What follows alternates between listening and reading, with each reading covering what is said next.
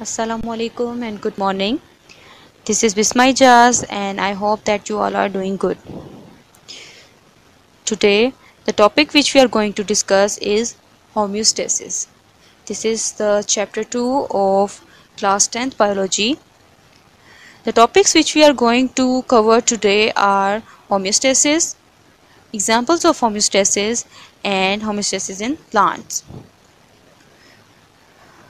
What is homeostasis?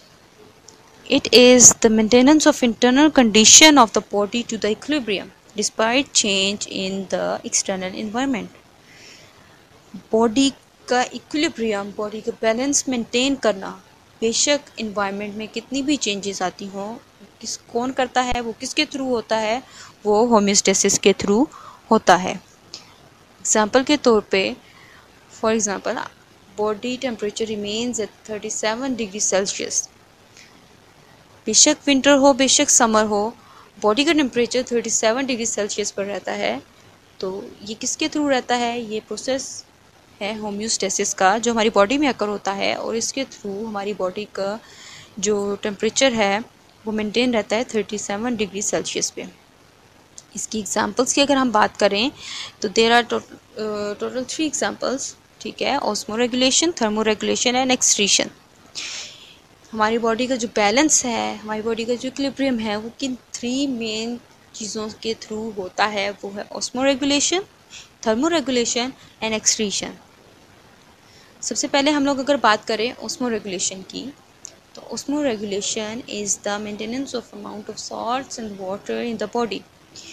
Body में water और salts की जो अमाउंट है उसको मेंटेन करने की, मेंटेन जो है वो किस प्रोसेस के थ्रू होता है, वो किसके थ्रू होता है? वो होता है ऑस्मो रेगुलेशन के थ्रू, ठीक है। ये बेसिकली किन 2 प्रोसेसेस के थ्रू होता है? डिफ्यूजन एंड ऑस्मोसिस के थ्रू होता है।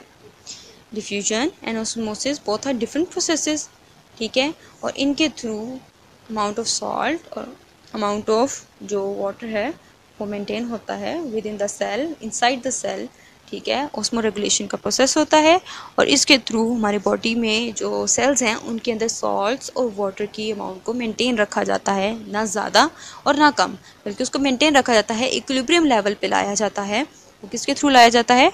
ऑस्मो रेगुलेशन के थ्रू। नेक्स्ट टर्म आती है हमारे पास thermoregulation. Thermoregulation basically होता है क्या? It is the maintenance of internal body temperature.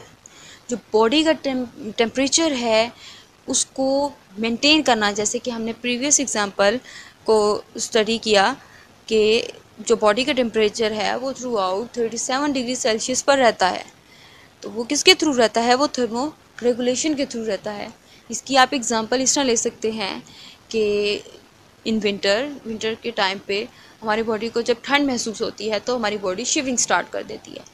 उस शिवरिंग के रिज़ल्ट में हमारी बॉडी जो है वो वार्म अप होती है और उस वार्म अप होने की वजह से हमारी बॉडी, मतलब उसको ठंड फील होना, जो कूलिंग इफेक्ट है वो ख़त्म हो जाता है और हमारी बॉडी नॉर्मलाइज हो जाती है, ठीक है। इसके बरक्स अगर आप बात करते हैं समर की, तो समर में हमारी बॉडी जब गर्मी महसूस करती है तो स्वेटिंग प्रोड्यूस होती है, ठीक है। स्वेट प्रोड्यूस होता है, स्वेटिंग स्टार्ट हो जाती है हम लोगों को। उस स्वेटिंग के रिज़ल्ट में हमारी बॉडी जो सा है वो कूल डाउन हो जाती है, हमें कूलिंग इफेक्ट फील होता है। जैसे ही वो स्वेट इवेपोरेट होना शुरू होता है, हमारी बॉडी जो सा है उसको गर्मी लगना कम हो जाती है और कूलिंग इफेक्ट आना शुरू हो जाता है हमारी बॉडी को। तो ये बेसिकली किसके थ्रू होता है? थर्मो रेगुलेशन के थ्रू होता है। इसके बाद हमारे पास नेक्स्ट जो टर्म आती है वो है excretion. Excretion is the process of homeostasis in which the metabolic waste eliminates from the body in order to maintain the equilibrium of the body. Body में से मेटाबॉलिक वेस्ट, जो वेस्ट हमारे metabolic activities के result में produce होता है, उसको eliminate करते हैं ताकि हमारी बॉडी इक्विलिब्रियम पर रह सके, हमारे बॉडी का बैलेंस मेंटेन रह सके। नेक्स्ट टॉपिक जो हम लोगों के पास आता है वो है होम्योस्टेसिस इन प्लांट्स। होम्योस्टेसिस जो प्लांट्स हैं वो भी रिस्पॉन्ड करते हैं, जैसे एक human body, animal body environment को रिस्पॉन्ड करती है ताकि अपना बैलेंस मेंटेन रख सके, ऐसे ही प्लांट्स क्योंकि वो भी एक लिविंग थिंग है और उनको भी अपनी बॉडी का जो बैलेंस है, जो इक्विलिब्रियम है, उसको मेंटेन रखना पड़ता है। तो वो इन्वायरमेंट से रिस्पॉन्ड करते हैं, इन्वायरमेंट को रिस्पॉन्ड करते हैं और उसकी वजह से उनके जो बॉडी की कंडीशन है वो नॉर्मलाइज रहती है और सेम वही प्रोसेस होम्योस्टेसिस के थ्रू। ठीक है, तो इसमें सबसे पहले ये चीज़ आती है कि क्या वो सेम मैकेनिज्म, जिस तरह अब ह्यूमन बॉडी में कोई प्रोसेस ऑस्मो रेगुलेशन में हो रहा है, कोई प्रोसेस थर्मो रेगुलेशन है, कोई एक्सक्रीशन के थ्रू हो रहा है, सेम ऐसे ही प्लांट्स में भी डिफरेंट प्रोसेसेस, डिफरेंट मैकेनिज्म इस्तेमाल होते हैं ताकि बॉडी में से रिमूव किया जा सके एक्स्ट्रा कार्बन डाइऑक्साइड जो प्रोड्यूस हो रही है, एक्स्ट्रा ऑक्सीजन जो प्रोड्यूस हो रही है और एक्स्ट्रा वाटर जो प्रेजेंट है प्लांट बॉडी में, उसको रिमूव किया जा सके।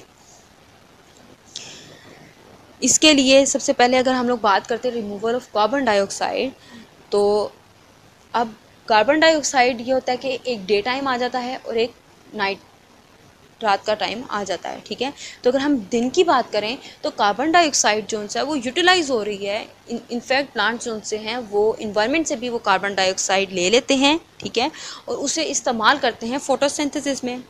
अब ये प्रोसेस जो फोटोसिंथेसिस का है ये रात के टाइम नहीं होता, क्योंकि photosynthesis basically it is the process of preparing food by using sunlight, carbon dioxide and water.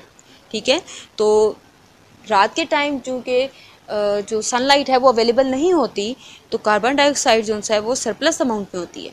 ठीक है, अब वो सरप्लस अमाउंट में है तो प्लांट उसको रिमूव कर देता है स्टोमेटास के थ्रू। ठीक है, डिफ्यूजन के प्रोसेस को इस्तेमाल करते हुए जो प्लांट्स हैं लीव्स पर से उन लीव्स में से उनको एक्स्ट्रा जो कार्बन डाइऑक्साइड है उसे रिमूव कर देता है।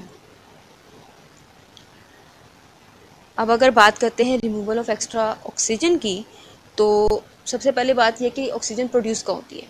ऑक्सीजन प्लांट्स में जो लीव्स हैं, लीव्स में मेसोफिल सेल्स प्रेजेंट होते हैं। ठीक है, जो मेसोफिल सेल्स हैं उनमें ऑक्सीजन प्रोड्यूस होती है as a by product of photosynthesis. ठीक है, फोटोसिंथेसिस के प्रोसेस में जो बाय प्रोडक्ट के तौर पे प्रोड्यूस होती है ऑक्सीजन।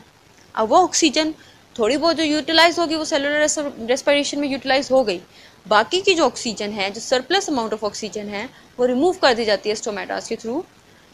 प्लांट्स उसको रिमूव कर देता है from the body.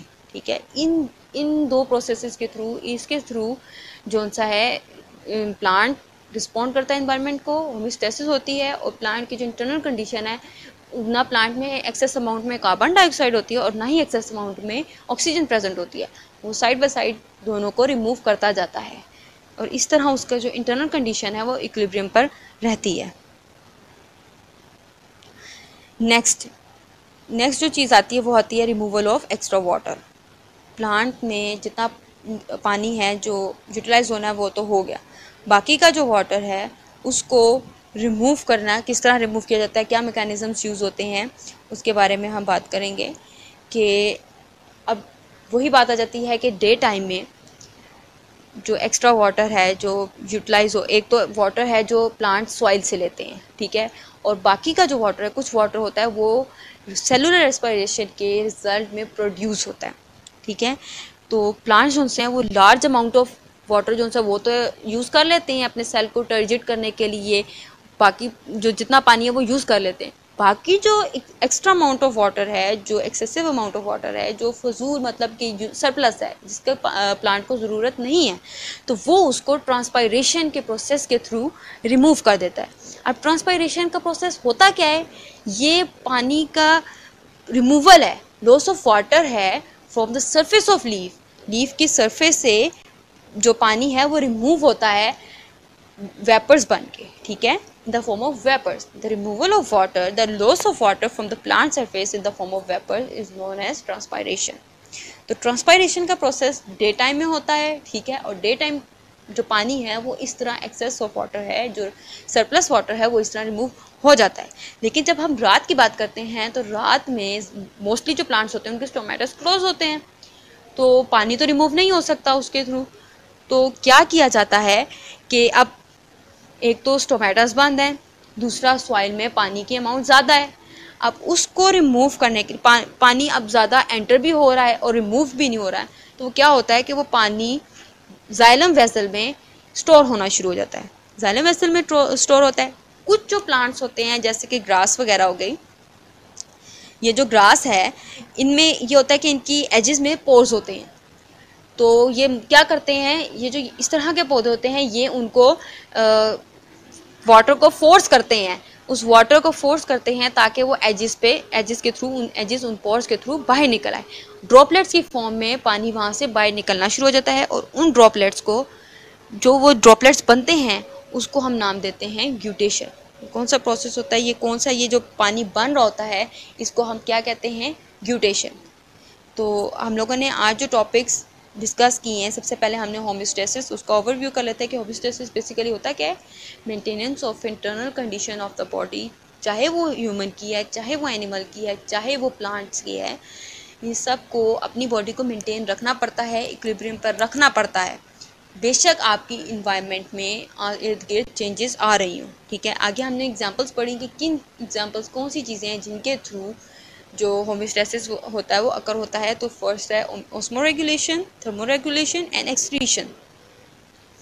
Osmo is the maintenance of amount of water and salt in the body. Same as thermoregulation, it is the maintenance of temperature of the body, and excretion is the removal of or elimination of metabolic waste.